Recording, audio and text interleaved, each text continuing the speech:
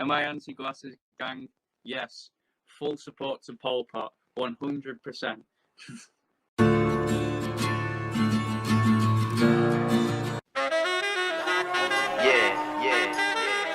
Great American rap resurrect. Rest in peace, young F. Pouring live on the set. Pouring live on the set. Yeah.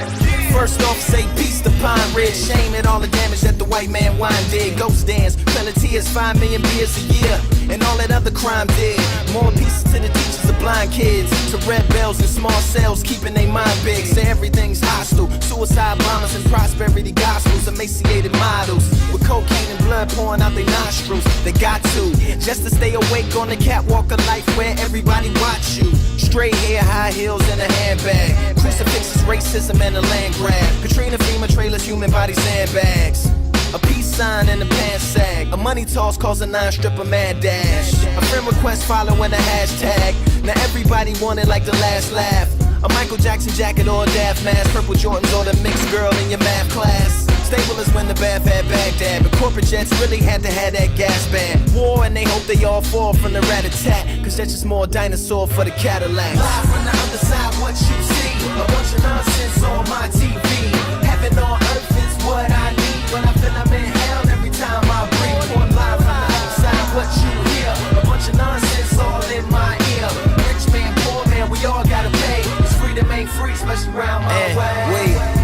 Marvel at the state of art of man, then turn around and treat Ghana like a garbage can. America's a big motherfucking garbage man. If you ain't know, you part and parcel of the proper land. You say no you ain't, and I say yes you is. Soon as you find out what planned obsolescence is, you say no they didn't, and I say yes they did. The definition of unnecessariness manifested. Say that we should protest just to get arrested. That goes against all my hustling ethics. A bunch of jail niggas say it's highly ineffective. Depart from Martin, connect on Malcolm X tip. Insert bar when the similar to separate. To me, the truth is more fulfilling than a method of finding really fast internet to have some sex with. It's all one song short of a set list. Couple croissants shy of a continental breakfast. Or blowing out your birthday candles just to make a death wish. So absurd, word to Chief Bone Necklace.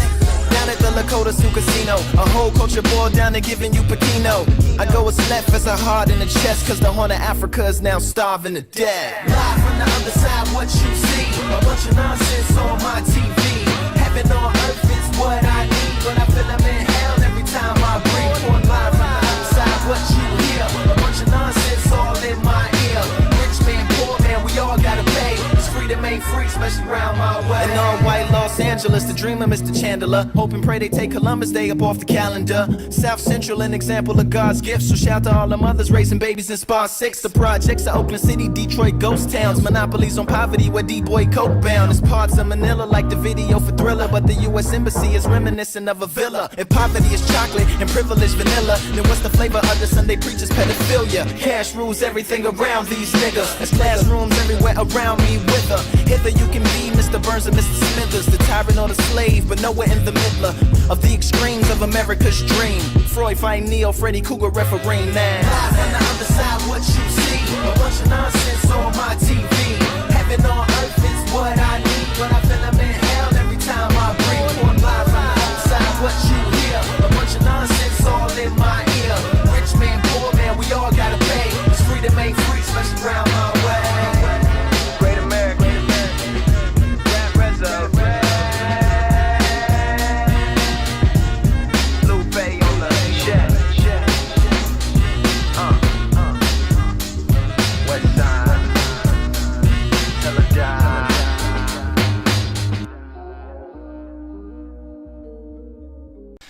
This is my final word to the Glassno Gang. After this, I want nothing to do with you. You cause me real problems when I'm trying to do real life work. I don't mean you any ill will, and I am most upset with Cal Devins, not actually a cadre. Ever since I started expanding Maoist Trouble News, you've aided in spreading misinformation and disinformation. Uncle Thomas has repetitively misrepresented my words. To some extent, I respect him. What bothers me is with the snap of a finger he can get these Pol Potists to spam channels of the far left. He claims I lost my faith, no longer referring me to being a Marxist-Leninist, except that I've always a Maoist, not necessarily a Leninist. To be precise, I'm a Marxist-Leninist, Maoist, Third Worldist. Third Worldism, in a nutshell, multipolar scientific socialism. Black Nation is a demarchist group, and I intend on putting up that video by Comrade Shabazz X. Byzantine Catholic Nation is another demarchist group. I also intend on putting up the video by Comrade Psy. I was going to do this before putting out the Maoist documentary. However, the Maoist documentary will have to come first, and then the Third Worldist documentary, then the demarchist videos. A lot of what you seem to think I sold out, which is funny. I underestimated how many of you are transphobic and how many of you are real-life Nazbols, and how many of you are overgrown children. You actively spam people, then you act like what you do is just internet stuff, but many of you are cyberbullies. There's no justifying this. Leave this network alone. If you don't, you will have to contend with Luke Dublin. Luke Dublin is a real-life activist. I have known him since 2018. After the murder of George Floyd, I had it in mind to name him as my successor. And now, I turn this over to Luke Dublin. Cal Evans, the cadre, is notorious for claiming to be white one day and then black the next. Known anti-Semite and Islamophobe, Cal Evans has many times tried to spam Jason Unruhe with a note made by Black Red Guard replying to both him and Austrian Maoist One. Jason doesn't give a shit, and when Jason made this video entitled In Defense of Finborn Black Red Guard, it was not done to gain credibility in the eyes of Black Red Guard. It was done in hopes that Gonzalez would be discredited, something that I'm more skilled at because I have more knowledge on Jason on Peru and most of the Rim stuff. This is no insult to Jason. Cal, you may be surprised that Jason doesn't give two shits what Black Red Guard says about him. In fact, Jason Unruhe doesn't even like Black Red Guard, but he profoundly respects him for his ace knowledge. Now, I'm going to read Black Red Guard's reply to Jason and Austrian Maoist, but first I am going to say that I do think that Jason and Black Red Guard waving their dicks at each other doesn't necessarily do much, as my correspondences with Black Red Guard have been fairly positive, and obviously I'm fairly positive towards Jason, so I have no dog in this fight. But to read what Black Red Guard put. Recently, a couple of white YouTubers decided to mention me in their attention-seeking efforts. The first is Gonzalo White Dogmato Revisionist from Austria. The second is the notorious Jason Unruhe. The first video from the Austrian is a self-criticism, quote-unquote, where he spends most of the video attacking people, including me. The second is a hilarious response from Unruhe calling the Austrian COINTELPRO. Funny thing is that both of these individuals represent the very worst of so-called Marxist tradition in the imperialist metropole. Unruhe is a very online third worldist based in Canada who is not moved to offer material support and solidarity to the working class and semi-proletarian indigenous people on whose stolen land he resides, and is utterly useless to black people. The Austrian is almost exactly the same, except he resides in a European country and is stupid enough to believe that his sectarian ramblings will convince the proletariat of a very well-off European country to adopt Gonzalo thought. Both are idealists and revisionists and completely useless to the working class movements in their respective countries. Both use the struggles of colonised people to boost their own profiles and push their respective forms of self-serving revisionism and opportunism. I do not need defence from the likes of Jason Unruhe, especially when the attacker is another trend of Gonzalo cultists setting up shop in wealthy Western European countries, such as Norway, Finland and Austria, proceeding to be annoying as fuck. I'd encourage both, if they are real communists, to set about the work of serving and organising people in the Maoist traditions, studying revolution and turning their respective YouTube channels into educational organs that actually teach people about Maoism and revolution, instead of engaging in more silly drama which seems to be the main province of the left in imperialist countries. Otherwise they will continue to be useless to black people, and in the final analysis your utility to my people is the real only thing I care about. I am a Maoist not because of the overwhelming love of man himself, but because it is the best, not because of the overwhelming love of the man himself, but because it is the best theory and praxis to destroy those who have enslaved and murdered millions of my people for the last half millennium. Mr. Nazbol Antifa said, Jason, why do you work for the Jews? King Klebold said, Lamau. Palmy Pie, underrated comment. Doctrinated Marxist 39. Alright, let's talk about the Jews. Post-Nazbol Gang. No more libs smiles. Mr. Nazbol Antifa, no more libs. Jason Unruhe works for the Bundes. Even Smith said, smiley face. Mr. Nazbol Antifa, even Smith says, this is crypto-Bundism. The Jewish Bund invented Third Worldism. Jason Unruhe works for the Jews. Evil Jerk smiles. Symbols are not reality, said that is cogent as saying gravity is density like the flat earthers claim. Mr. Nazbol Antifa said, you need to take off the glasses. Symbols are not reality, said, I get it from your relative position that it seems to make sense. Of course, your initial point of reference for comparison is irrational. Mr. Nazbol Antifa says, why does it matter? This guy says, what do you mean? Mr. Nazbol Antifa gets confused. Symbols are not reality, said, what Mr. Nazbol rhetorically saying is, I don't want this to matter.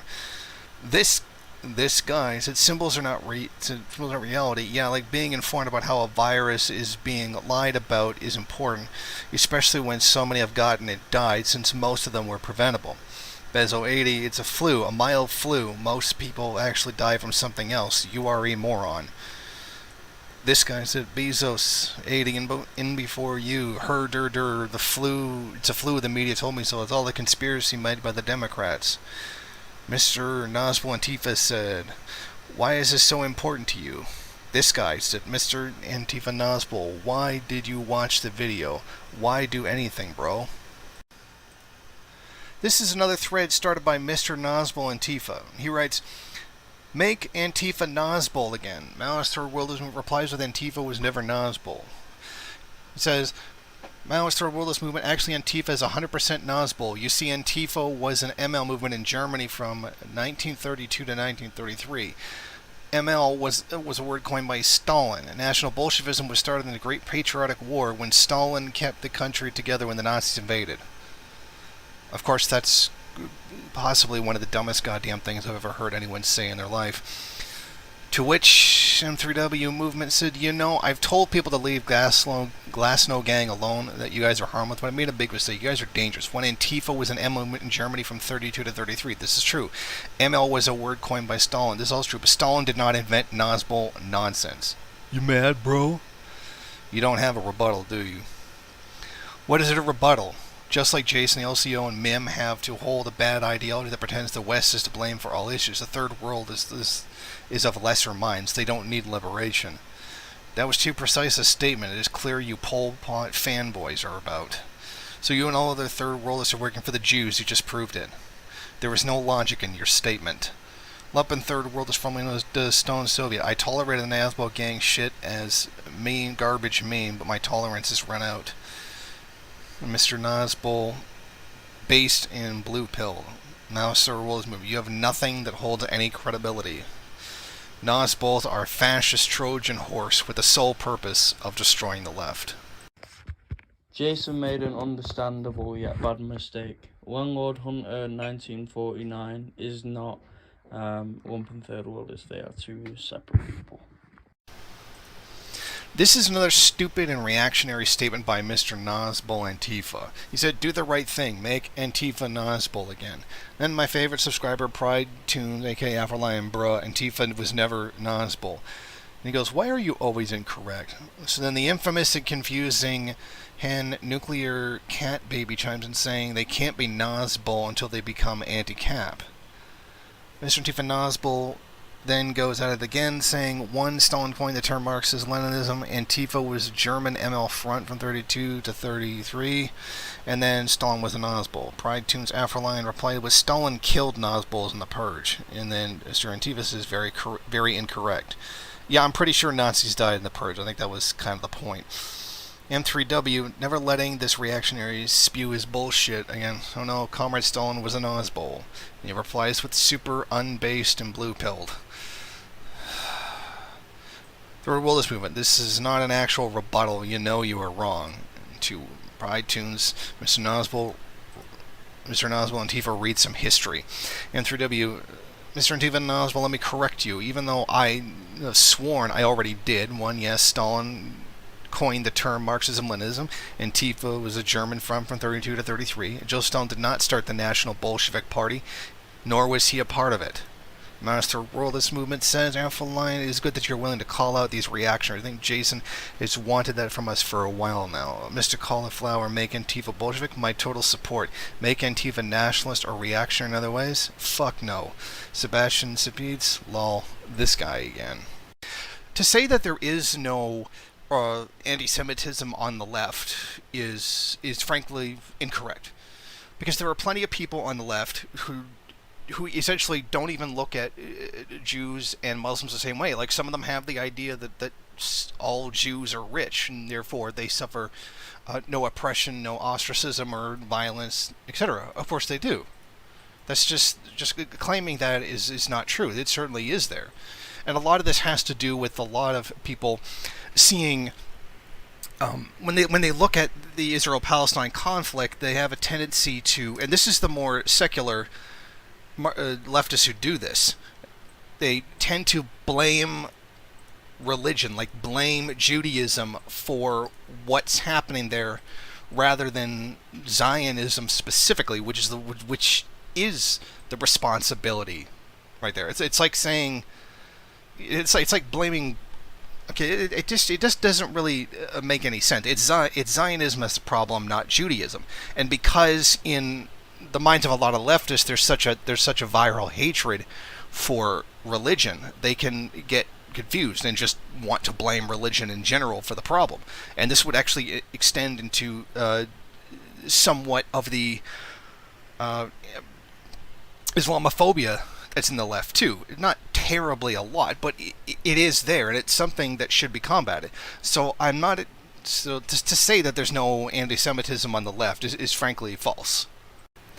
Now, this comment is simply nonsensical. I mean, you're saying you cling onto weird fringe groups to desperation to fit in. I'm sorry, but these Bundists are Jewish socialists who have a very high concentration on abolishing Israel as a Zionist entity. Exactly how is anti-Zionism a fringe group? This doesn't make any sense. This seems like someone who's just looking at this kind of anti-Israeli Zionist sentiment and saying, well, their numbers are small, so they're a weird fringe group. I think this person just doesn't understand what the Bund is actually about. I think it's very easy to ally with people who are not only revolutionary socialists, but are against the Israeli occupation of Palestine as well. I mean, I'm sorry, but this comment just doesn't make any sense.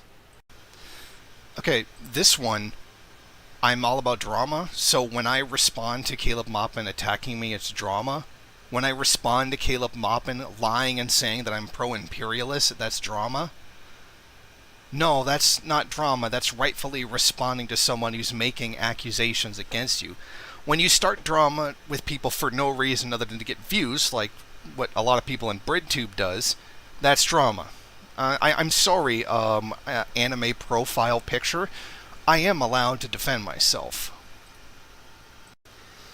Really? I mean, trying to find the center of what causes racism is ID poll? Sorry, there's a difference between bourgeois identity politics and understanding the roots of racial oppression and then using that information to determine how to undo it. I mean, these are people who have theorized about this for decades. Kwame True, the Black Panthers, a lot of others have dug deep into understanding the roots of racism, and then you just dismiss it as ID poll garbage because essentially you hold on to whiteness and you're offended by criticisms of racism. I mean, literally, there's no other explanation. If you were anti-racist, then you would be supporting a struggle to understand and how to deal with racism and to not ignore history. For 500 years of the history of North America, Racism played an astronomical part, and it's important to figure out and to understand why and how so that you can undo it. But you don't want to hear about it, probably because, as a person commented, said, you're probably some white middle-class person that just wants black people to shut up. I mean, this comment is just absolutely insane. Indigenous people, First Nations people, are bourgeoisified. On what basis are they bourgeoisified? The part that makes them the poorest? The one that gives them the lowest health? The one that gives them the shortest life expectancy? The one that gives them the lowest material level of living? What the hell are you even talking about?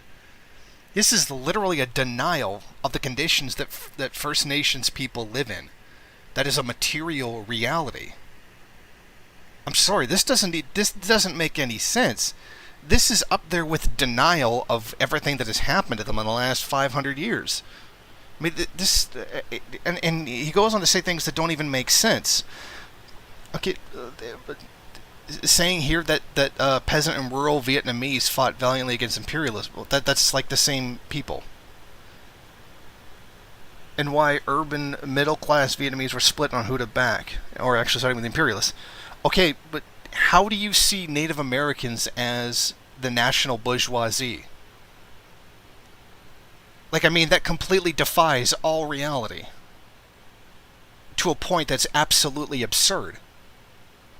I mean, you're either a monstrous liar, or you're so detached from reality that it's said. I mean, this doesn't make any sense at all.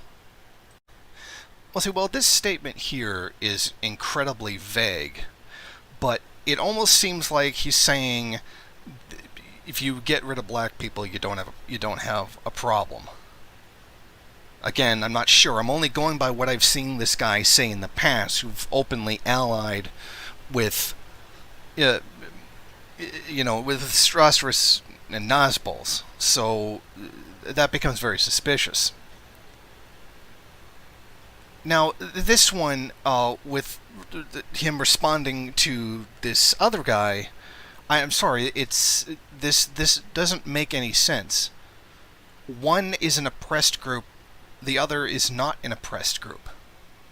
But this is very much white supremacist thinking, that if anyone says that we should lift up those who've been oppressed, then the ones who've been doing the oppression are now being oppressed. I mean, this is straight up white supremacist ideology. I mean, there's no disguising it at this point.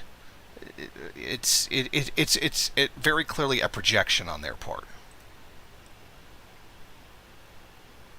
Now, this one by Trev. I mean, this is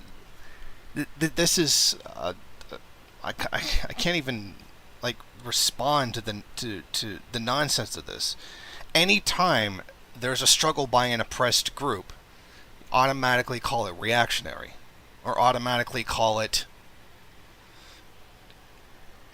an infiltrating of this, to really compare,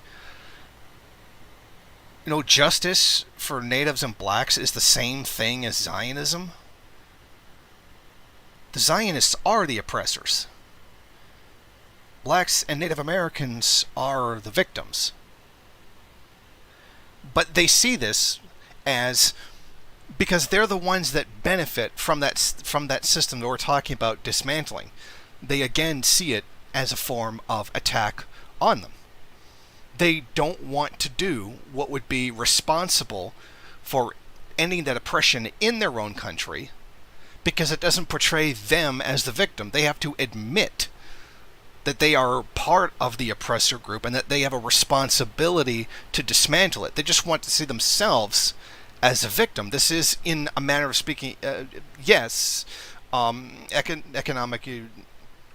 reductionism, if you want to use that term, because they're refusing to look at the national liberation struggle inside of the country, because they benefit from it continuing. And here, the civil rights is still going on. This, particularly with the Delaware public dart business, making makeshift nooses and hand straps and shoestring benches in the Amtrak station.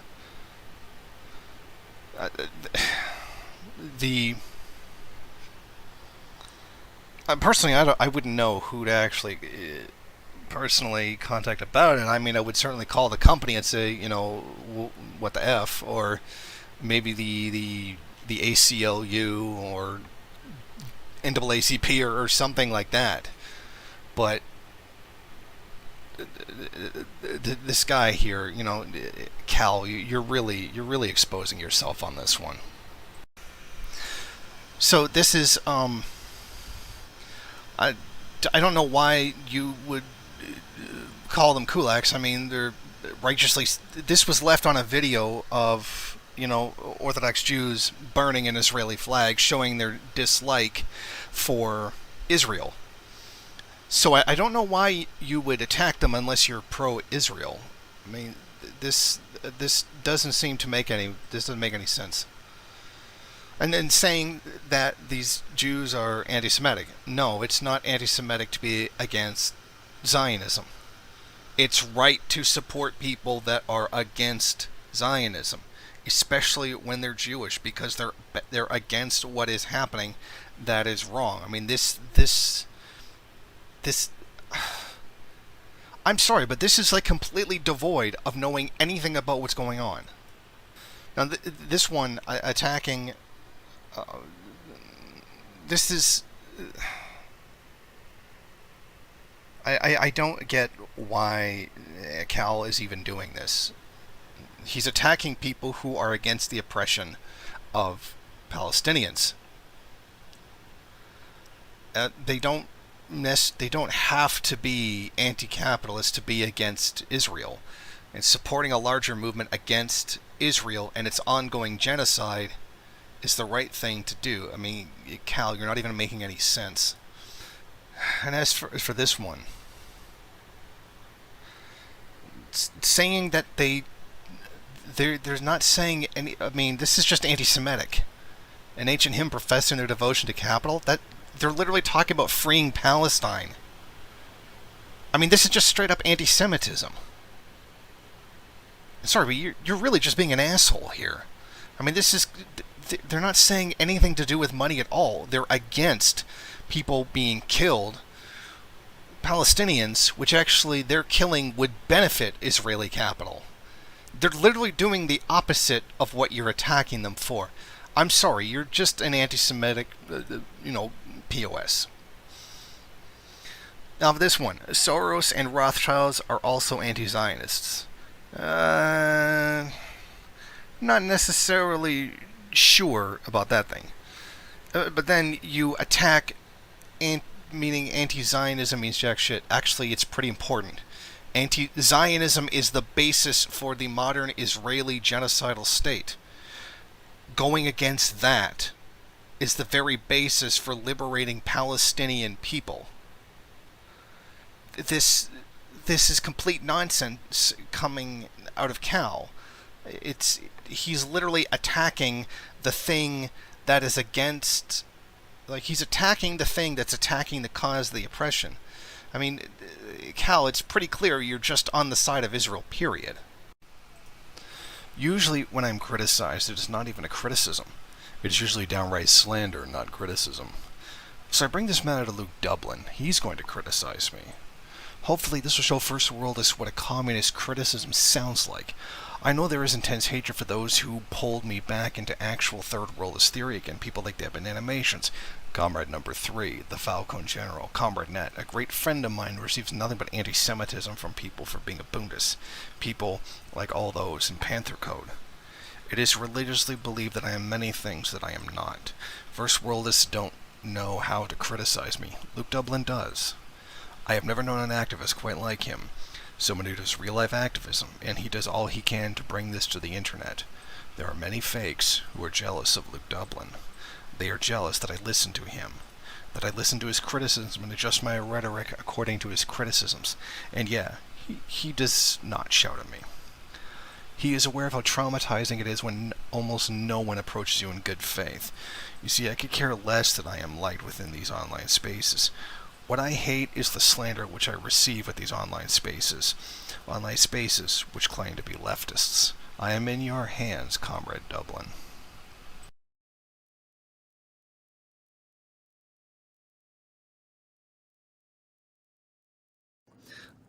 I just want to get something off my mind, and something that frankly really needs to be said, and there's very few Marxists who are willing to step up and say something. This anti-white politics is bullshit. Okay, you've got so many people on the left going, just spouting anti-white rhetoric. Ha ha, spicy food. Oh, ha ha, white people are scared, this and that. Now, if you're a black radical, like a non-Marxist, like just like a regular black radical, even just a regular black person, okay, this would seem, the kind of thing that you would do. And that's fine, if that's your position. However, if you're a Marxist, this really isn't the right position to be taking.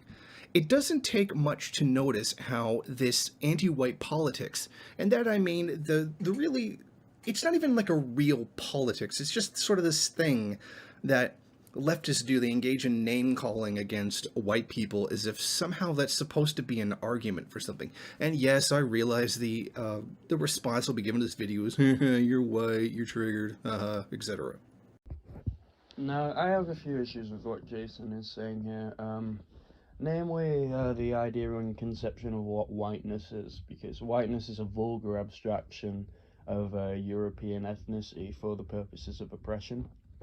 That's the simplest thing. And on the comment of people making like Anglo and white jokes, like, fucking, like, why are you surprised? Like, you've dealt with the white left, Jason. You know what the white left looks like. So I'm not exactly sure in this clip why you would ever sort of give a shit about people making jokes about them like that. Also, the thing is, like, black radical thought, whilst usually Marxist, isn't always inherently totally Marxist influenced. Obviously, Marcus Garvey and Malcolm X would be black radical figures who weren't Marxists but were extremely influential in black thought. Of course, the problem here is that in terms of Marxist theory, this doesn't make any sense. I know a lot of people will instantly scream class reductionism, as if Marx didn't write a theory about class and class struggle. Now, the history of why you have to work with class to eliminate other forms of oppression are already known. It's already there in Marx's writings, so I don't have to rehash it here. The problem is that everybody's just sort of pretending that it doesn't exist or not following it. For example, there was one Facebook post I saw where somebody was saying, oh, how Marx wrote on race. Well, actually he didn't. That wasn't one of the subjects that Marx covered in depth. He did applaud the end of slavery, but he also turned around and supported the U.S. annexation of New Mexico. So I don't really think that's a really good thing to go by. Marx didn't write in depth about race. He's got a few writings here or there, but he didn't go into a theory about it, because that's not the point of Marxism. Marxism is about class struggle, and these other struggles that take place at the same time must also, they're part of what becomes liberated as a result of class struggle. For example, show me one thing in Marx where it says about sexual orientation. We are both Marxists, and we both obviously acknowledge Marx's works as the theory of class struggle, etc., etc. You and I both acknowledge the necessity of multipolar struggle and intercommunal struggle, as well as the vulgarity that Marx could speak in terms of colonialism. There were writers that followed in Marxism which kind of rectified his Hegelian nation-state position, as well as his more colonial aspects, but you yourself acknowledge that Marx's terminology could sometimes be very colonial, and that his conceptions come from a European lens, so it's kind of not relevant to bring up Marx in this situation when we're talking about modern-day radicalism, especially in a black radical context. Well, that's because there is nothing. Was Marx homophobic? Yes, it was the 1850s. Everybody was. Was Marx even very possibly racist? Probably it was the 1850s. That's why we update theories. Now, it's one thing to acknowledge that there is a racial struggle in the United States, which is obviously very true, as well as many other countries as well. But there's a difference between just abandoning Marxism and claiming you're doing it, when really you're just doing ID poll. Now, it's very obvious that I'm anti-ID poll, like Lenin, Marx, and Che, and, well, every other, all the successful communist leaders were also a part of. They also rejected, what with them actually succeeding in places, whereas ID poll people have succeeded at, frankly, nothing. Okay, my point is here, going on about this, haha, white people, haha, spicy food, exactly how is that supposed to bring about revolution? I mean, if you're a Marxist, that's what you're supposed to be doing. If you're just a black radical, then making fun of white people makes sense. But if you're a Marxist and you're trying to build a revolution, how is deliberately insulting 60% of the population supposed to do that? If your Marxism is supposed to be based about class, and that's what Marxism is, class struggle, then why would you just simply insult the majority of the population? I mean, this is not a revolutionary tactic, by all means, and I know I have to preempt a lot of ID poll assholes right now by saying, yes, racism exists. I don't say it doesn't. I have never said that. I have always supported the struggle to end racism, despite the claims by many phony Marxists.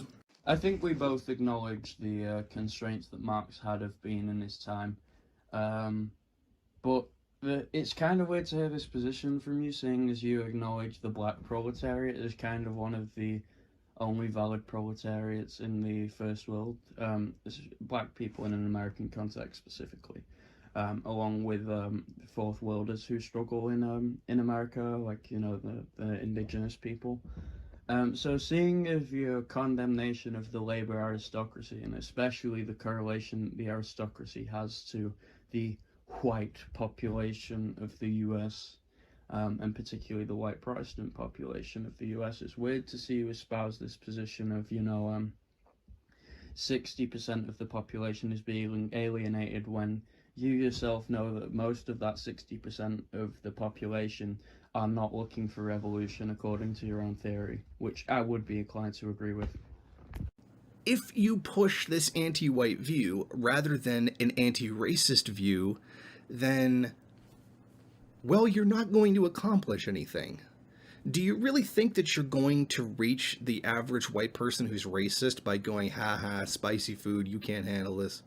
Do you really think that's going to happen? Like, do you think that's going to reach them? Promoting equality is going to work. Pointing out injustice is going to work.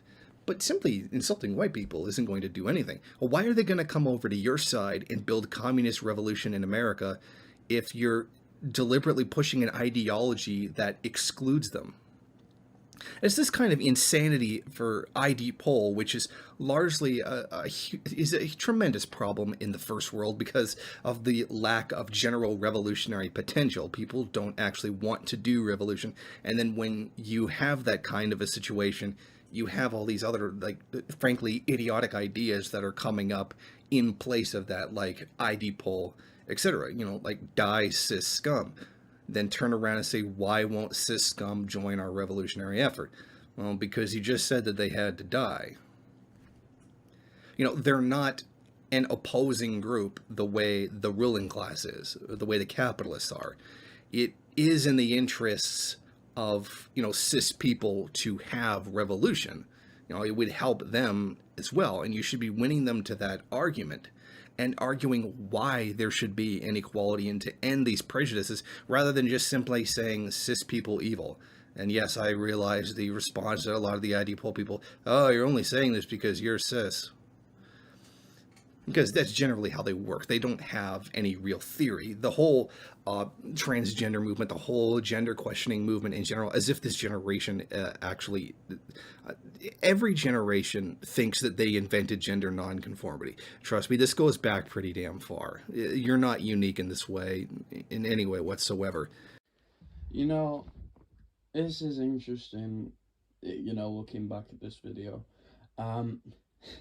Most black radical Marxists are not gonna fucking waste their time talking to, like, prejudiced white people.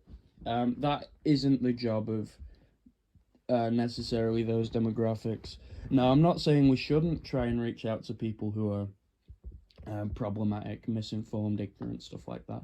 But it is not necessarily the job of black people to convince somebody to not be racist.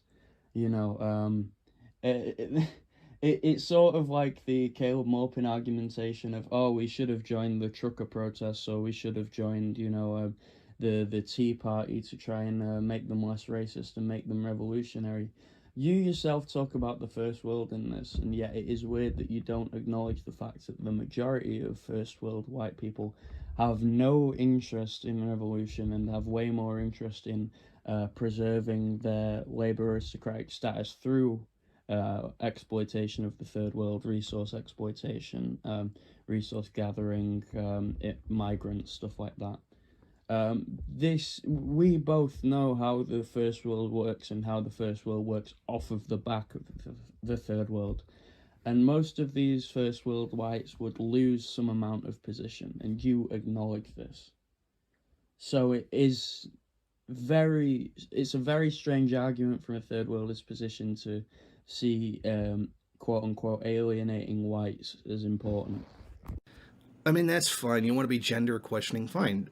Do it. I don't care. But when you start doing things that deliberately alienate huge sections of the population, you can't turn around and whine that they won't support you. You can't stand from a message that says kill white people and then turn around and say, well, white people won't follow us because they're racist. No, that's because you just said to kill them. That's why they won't follow you. Now, if you want to keep going on with the ID poll thing, hey, have at it. Do it. The more you people do this, the more you are going to destabilize U.S. society. You are going to weaken the imperialist core. And if you do it enough, there's going to be a collapse, maybe a civil war, and the United States will lose its imperialist power. And then other countries around the world who are actually striving for freedom away from imperialism will have the room now to do so. So, by all means, go ahead, scream, kill Whitey. You're really only helping third worldism by doing that, by destabilizing the imperialist core, as I said. But if you really, truly want to build revolution in the U.S., and that's really what you want to do, then you really should reject this nonsense that just simply says cis people evil, white people evil. Because exactly how are you supposed to get what's the cis population of the United States? Like 99.9% or something? How can you say you're trying to reach the masses when you're deliberately excluding, quite frankly, almost the entire population of the United States? Or in terms of race, excluding the 60% of the population that's white? Sorry, but your theory is bad and you should feel bad, because your theory really is bad and doesn't work. So the course you're on right now, do it. In fact, I dare you. Prove third worldism right. In fact, help the third worldist theory by continuing to do this absolute nonsense. And to take these things and then take other things which are completely irrelevant, like whether or not catgirls are sexist, or how do furries fit into this. Like, who cares? Well, I'm glad that you acknowledge the gender non-questioning throughout history. In fact, you can go back to Emperor Nero for the trans thing, because apparently according to some records, they saw themselves as a woman. The history dates back quite far. Now, I get that you're sort of playing devil's advocate, the position that if you want revolution in the first world, you can't do this. But we both know the weakening of the US empire is more important for global revolution, and we are internationalists. So from this lens, and from what we talk about, the idea that just speaking of colonialism helps weaken the grasp of American ideology, and the whole conception and idea of whiteness is an oppressive abstraction of European ethnicity in order to subjugate those seen as lesser. From this lens, we see the idea that these people who are, screaming kill white people, which there aren't that many, even in black radical circles, you don't even see you don't even see most Nation of Islam members saying that shit in the current day and age, So it's kind of weird from a lens of a third worldist, and seeing something that does sort of weaken the US power structures to look this gift horse in the mouth as it is. And honestly, I think that the position of that would be to sort of utilize this anti-American fervor. Like, why does your theory even include shit like that? And it includes that because there's no real desire for revolution in the first world. That's why this stuff happens. So, go ahead. Do it. Push the anti-white politics, scream, die cis scum, and then turn around and wonder why none of them will follow you into revolution. But they might follow you into a racial war, and they might even have you follow into a civil war, maybe something like that. Although I sincerely doubt a real civil war will happen in the United States. But we could be looking at race riots. We could be looking at huge civil unrest, which I think that is very likely if this kind of nonsense doesn't stop. But you know what? Do it. Destabilize the U.S., ruin the U.S. empire, because that's only going to be good for third world people.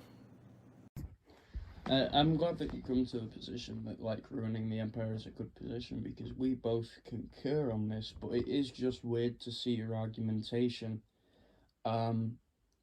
Opposing whiteness is a good thing. Like, and although, you know, some people can be cringy with it, some people can be annoying with it, the destabilization of the US empire is good for third world people. And the truth is that, yeah, no, a lot of these centre-left types aren't looking for revolution, and that's obviously the case as we've seen the quote-unquote elected centre-left completely capitulate.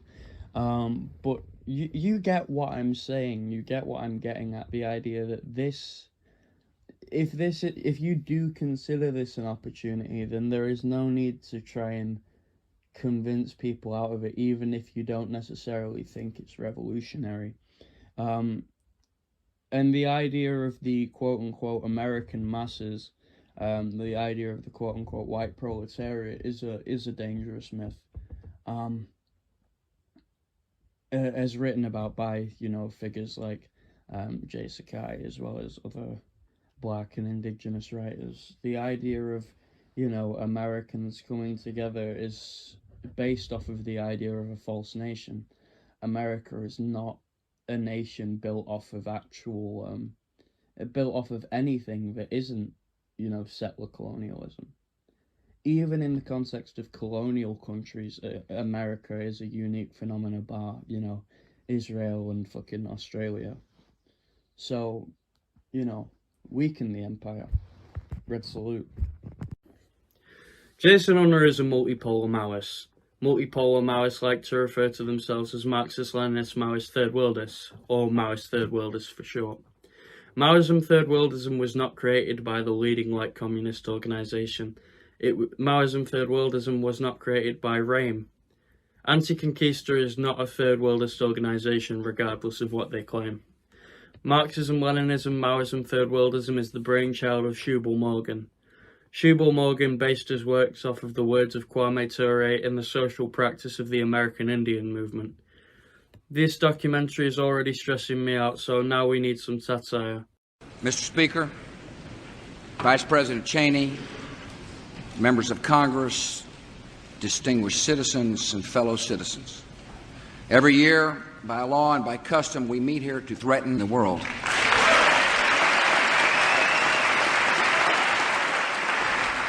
The American flag stands for corporate scandals, recession, stock market declines, blackmail, terror, burning with hot irons, dripping acid on the skin, mutilation with electric drills, cutting out tongues, and rape.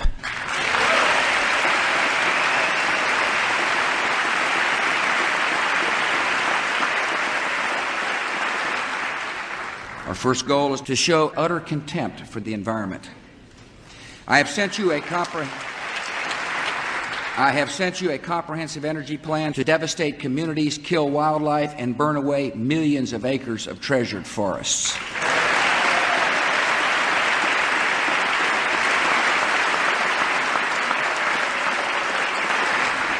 This government is taking unprecedented measures to protect our people and defend our homeland.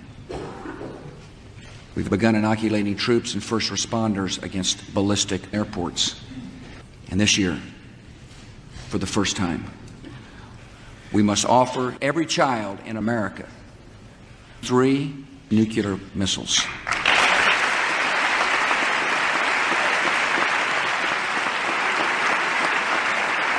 To date, we have arrested or otherwise dealt with 400 billion key commanders of Al-Qaeda, which is enlisting tens of thousands of new volunteers across America.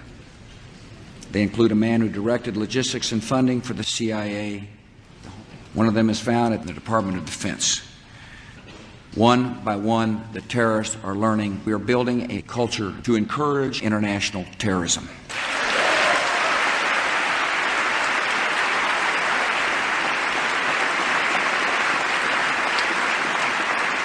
Almost 3 months ago, the United Nations Security Council gave Saddam Hussein his final chance to disarm. The British government has learned that Saddam Hussein recently had an advanced nuclear program chemical in his arsenal, even while inspectors were in his country. Our intelligence sources tell us that he has attempted to purchase 7 million hydrogen-powered doctors and the western wall of the Pentagon.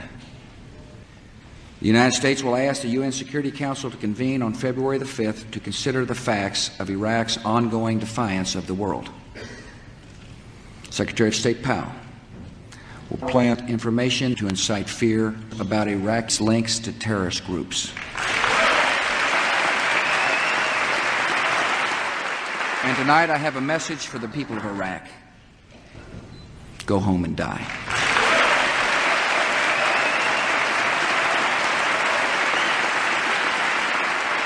Trusting in the sanity and restraint of the United States is not a strategy, and it is not an option.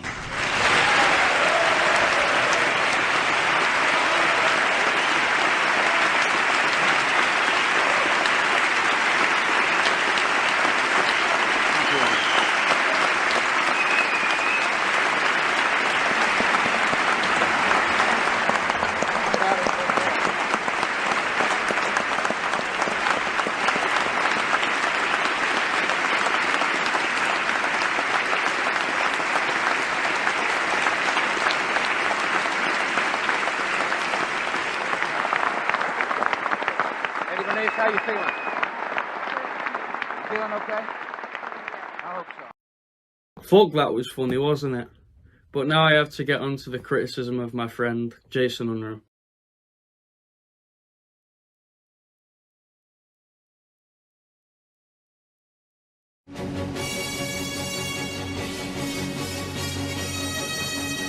I want to continue the video that I did the other day on saying that anti-white politics is reactionary, and I still stand by that position.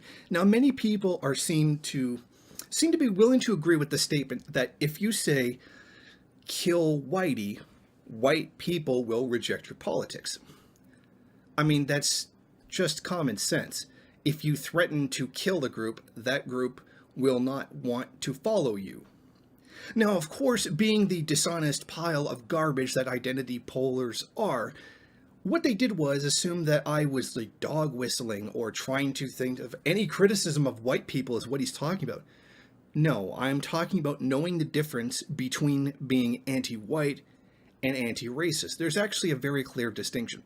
Saying you're going to kill all white people is anti-white. Saying that you want to combat racism among the white community is anti-racism.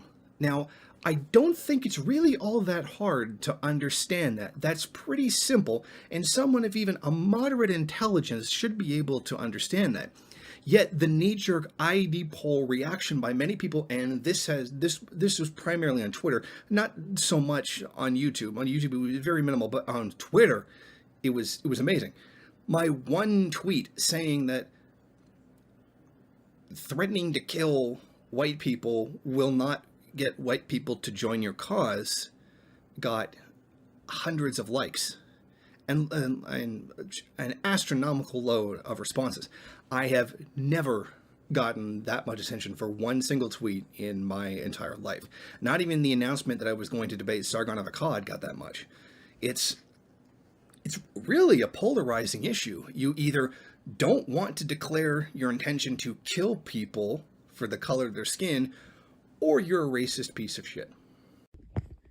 At this time, Jason Unruh was seriously isolated. A very successful gaslighting campaign had taken place from 2015 to 2017, and he degenerated a lot.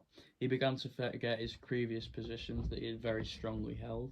And if you watch Jason Unruh throughout 2020, he said that whilst anti-white politics was wrong, he did openly oppose whiteness, just as he had from 2009 to 2014. Like, there just can't be anything in between. I mean, it boggles my mind that people can't understand this. I mean, aside from just screaming racist at me, which is what everyone did, not one person, not in all the tweets that were sent back, not one contained a rational argument. Although Jason from 2009 to 2014 opposed whiteness, he had no dialectics to explain why he opposed whiteness. Like 99% of them were all just calling me racist. Oh, maybe this guy thinks racism doesn't exist. No, I never said that. I never implied that either. All I said was that threatening to kill white people won't win the white working class over to you. And even some people said, didn't you read Settlers? There is no white working class. I'm like, okay, that's true. Isn't it amazing how you'll attack first worldism saying, you know, there's the working class in the first world too, including white people. Most of the population in the U.S. is working class. That being, white people are 60% of the population. So you would be saying that a good majority of the working class would be white, but then turn around and say, well, or read Sakai. Well, I mean, of course, this is the same double thing that's always used against third worldism. Attack third worldism on one basis and then use the exact opposite to attack it on another, providing no ideological consistency whatsoever. That's okay. I'm used to that kind of dishonesty. But it's really strange. It's a very simple concept. Do you or do you not believe in the following statement? If you threaten to kill white people will follow you. I mean, it's very, very simple. We are not talking about, oh, you're not allowed to criticize white supremacy. I suggested no such thing. I very clearly did not, and I very clearly said racism exists. The fact that you have to go to such depths of dishonesty shows how bad your position is. You know you're wrong. Do you believe that statement is correct or not? It's pretty simple. I don't understand why first worldists can't seem to understand it. Because third worldists seem to understand exactly what I'm saying without any difficulty, and we choose the global proletariat over the first world, so-called proletariat, the vast majority of the third world proletariat being people of color to begin with. But somehow you're racist. Okay, whatever. You don't really have to make sense. That's fine. I don't really expect you to. It's just so bizarre that even when I said people aren't making rational arguments, they're just using mockery and insults, they respond to that with mockery and insults. Like, you couldn't have a bigger admission of your failure to understand what's going on. You literally cannot defend your position at all, because if you had to answer the question, you would be wrong. Do you think white people are going to follow you if you threaten to kill them? The answer is obviously no. They're not going to follow you, but they don't want to actually admit that. So it's very strange how the same people will attack me saying, there's a first world proletariat too, and most people are working class in the U.S., which a majority would be white people, but then turn around and say there's no white proletariat. It's very interesting. Whiteness is racism. Whiteness is a social doctrine, unlike blackness, which is the nationality of the African diaspora. Third worldism has always considered whiteness to be the most potent manifestation of first worldism. Jason Unruh, my dear comrade, I think given your awakenings after your debate with Richard Spencer, you should read Settlers again. You might not find it so cliché the second time around, given the new levels of war that white people have waged on non-whites, and you by proxy for platforming non-white people. This is why we largely sit back and laugh at first worldism. It is so utterly contradictory and so ideologically confused, it has no idea what to do. It contradicts itself on a constant basis, yet always fails to build revolution while never actually acknowledging it. I mean, I've gone over this with every debate I've ever had with our socialism board or subreddit, whatever. The same thing.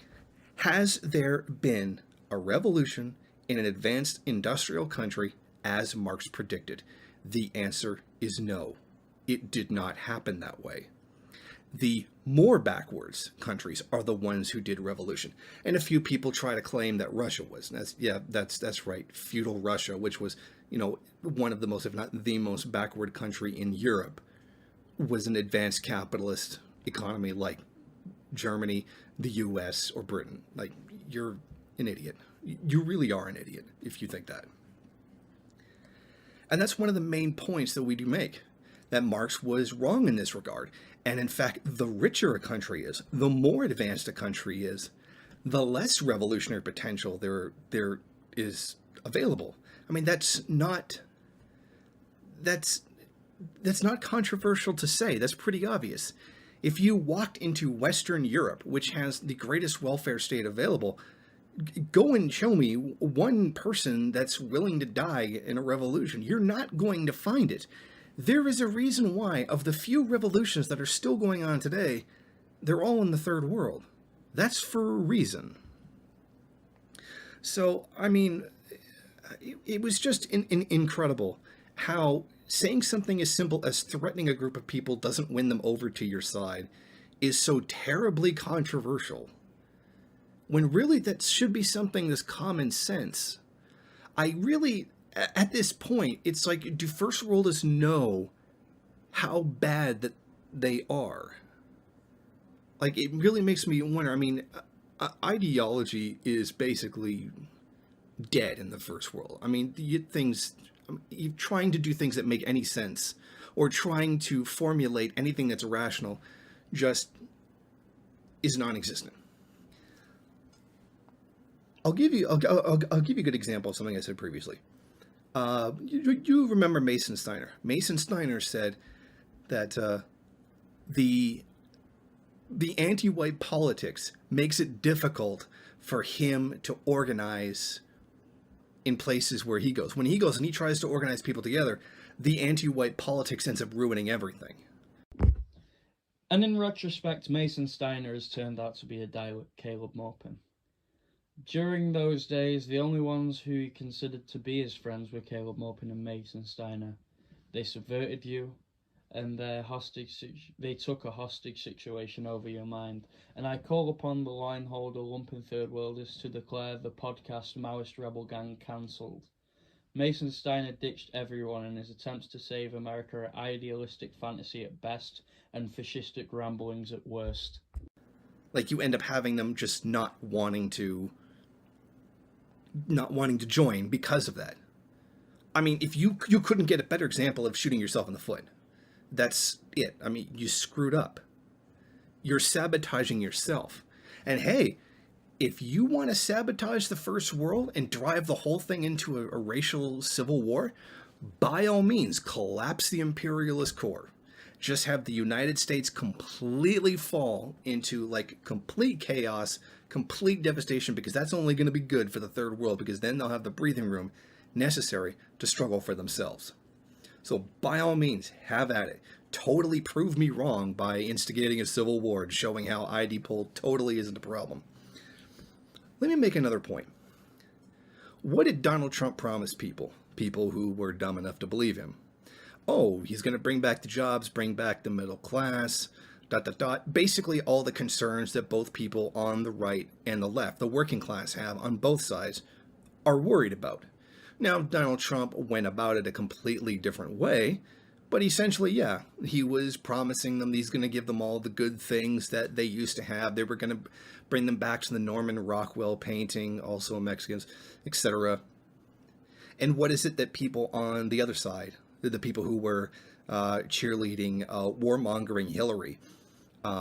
Universal health care, which LOL, you're not going to get that from Hillary, and other social programs that are frankly necessary, or other countries acknowledge are necessary for people. But the Hillary side went completely into ID poll and completely alienated, a huge portion of the voting public. Jason, comrade, this is a complete non sequitur. I'm not saying voting for Hillary would have accomplished anything, but you can see what happened, where she alienated people who could have voted for her and drove them into the arms of Donald Trump. Yeah, actually, Hillary Clinton is responsible for Hillary Clinton losing. Don't give me this bullshit about Russian bots or the elections being hacked or anything like that. The only hacking that took place was somebody inside the Democratic Party releasing documents showing how she screwed over Bernie Sanders from getting the nomination, the guy who would have given them the things that they want. I mean, there seems to be a very clear line with both parties. They do want things to be economically better, to go back to having a strong middle class, etc. They both want that. They just see different paths on how to do it. In lies the difference between Democrats and Republicans. But they both do want the same thing, so they wanted the same goal, relatively. But then you completely alienate the whole section by spewing the ID poll garbage.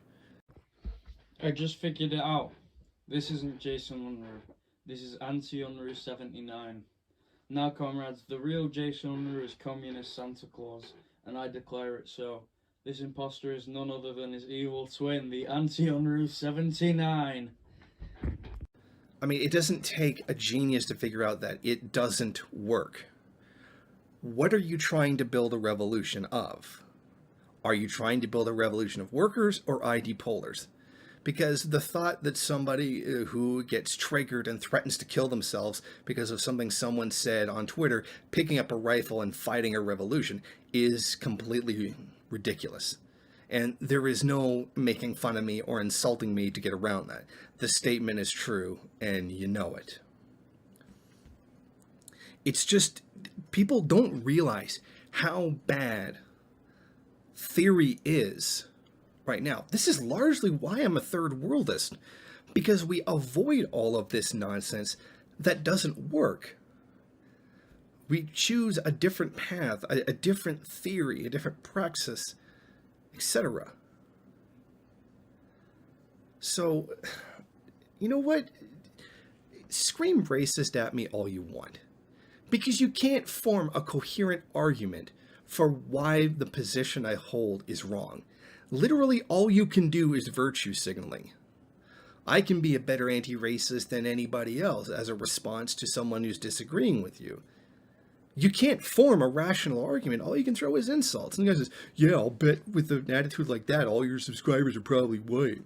Well, first of all, I would like you to be able to prove that, what with not being able to see them. I'm certain that there's a lot of people of color who are friends of mine, particularly people in the third world. And somebody, maybe you've heard of him, Steve Struggle. I don't know if you remember the interview I did with him. He said he likes my work. He's friends with me on Skype and Facebook, and we talk sometimes. He said he really likes the work that I do, full well knowing I'm a third worldist. I mean, what does the opinion of Steve Struggle matter, right? Well, it would be a complete non sequitur anyway. What would it matter what the color demographics of my viewership would be? That wouldn't determine whether I'm right or wrong. It's a complete non sequitur, but then again, you aren't making rational arguments anyway. So, you know what?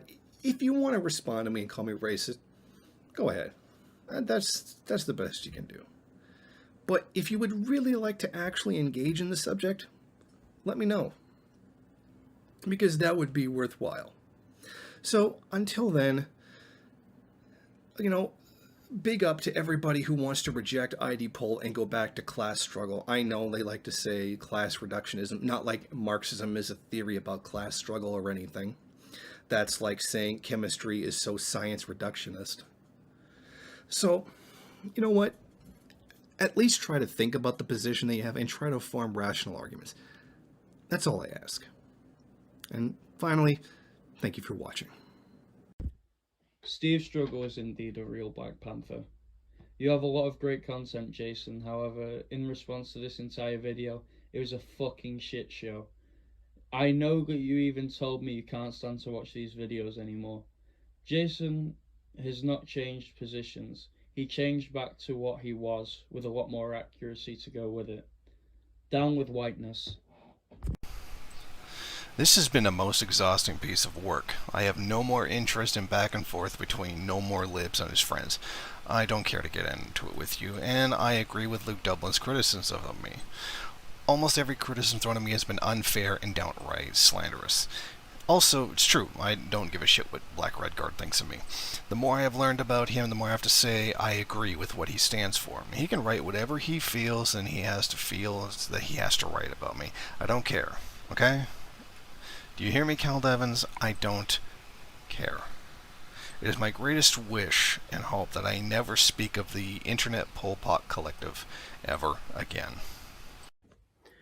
We don't want beef with any of you. If this is understood, there will be no problems. I didn't hijack MRN, nor did the Falcone General. Nor did Net, nor did Deadman, nor did Comrade Number 3. Jason joined us. We didn't join Jason. It was his decision to platform any of us. The simple truth is, whiteness is a cub, much like the song by Tom MacDonald.